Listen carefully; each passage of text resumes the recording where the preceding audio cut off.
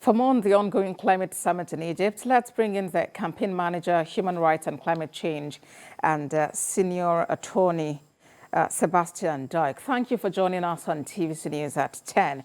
Well, I'm actually curious, what really is your assessment of the issue of climate finance to support developing countries that are most vulnerable to the impact of climate change? Well, this is definitely a critical issue for this COP hosted on the continent of Africa. We've seen also tremendous impacts of climate change in other developing countries. Recently, of course, floods in various countries in Africa, but for instance, also in Pakistan. And so the issue of climate finance has become one of the main markers for the potential success of this. On the other hand, we've also seen that funding financial resources are available. We see, for instance, that 6 fossil fuel companies have generated profits at the level of $70 billion this year.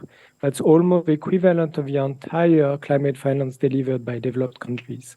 So this really highlights that it's a question of political will, and reports such as the one that has been delivered today show the importance of the needs of developing countries and the urgency for developed countries to actually act to mobilize the finance from various sources.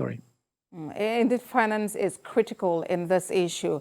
And as it is, COP26 and 27 presidencies actually released a report on finance for climate action. There they capture the needs of developing countries, and that should amount to about $2 trillion per year by 2030. What are your thoughts on the sustainability of this plan? Well, I think the benefit of this report is that it speaks truth to actually the decision makers that are gathering in Sharm el-Sheikh and the governments that have failed so far to actually deliver on the commitment to support developing countries as they deal with the impacts of climate change.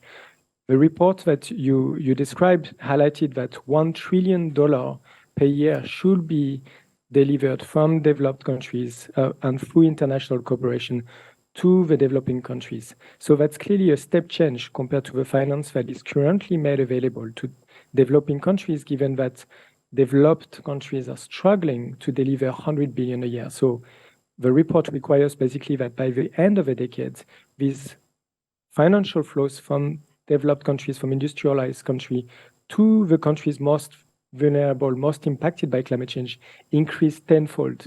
That's a step change, but at the same time, this is what is necessary as a result of a failure by the historic emitters to cut their emissions decades ago when the first warnings from the scientific communities were delivered. So what this requires is really for COP27 and future conferences to put the principles of international cooperation, solidarity, but also accountability at the core of international climate policies.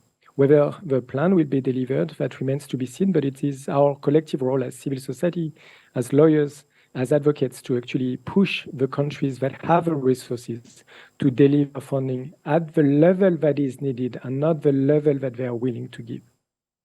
All right, solidarity indeed is key. Campaign manager, human rights and climate change senior attorney Sebastein Duyck, thank you for your time on TVC News at 10.